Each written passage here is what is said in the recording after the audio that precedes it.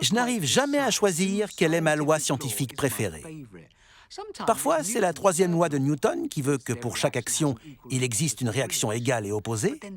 Mais de temps à autre, c'est la loi de Boyle-Mariotte qui veut que lorsque le volume d'un gaz diminue, sa pression augmente.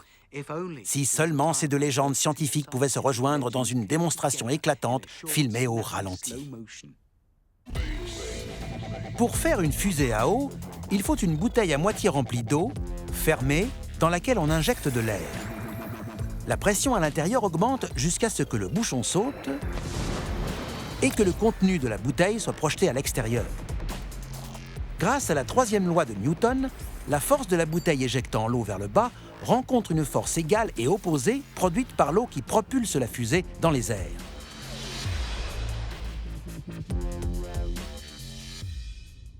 Et voilà, d'un coup de baguette magique, mon rêve a été exaucé.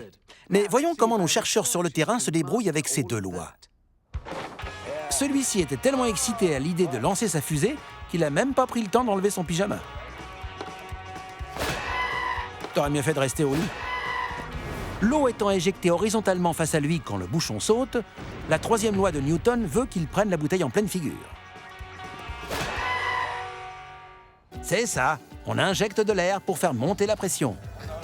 Oh, quel dommage. On répare ça vite fait. Tu devrais enlever ta tête de là. Je t'avais prévenu. De même que messieurs Boyle, Mariotti et Newton. Tout ça n'a pas l'air très scientifique. Il n'a pas lu la loi de Boyle-Mariotti? Non, en aucun cas.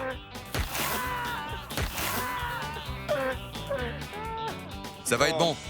J'imagine que tout le monde voit ce qui va se passer. Tout le monde, sauf lui. Là, il ne voit sans doute plus rien du tout. Cette équipe de choc espère envoyer sa fusée dans le cosmos. Selon la loi de Boyle-Mariotti, la pression à l'intérieur de la bouteille est maintenant très élevée.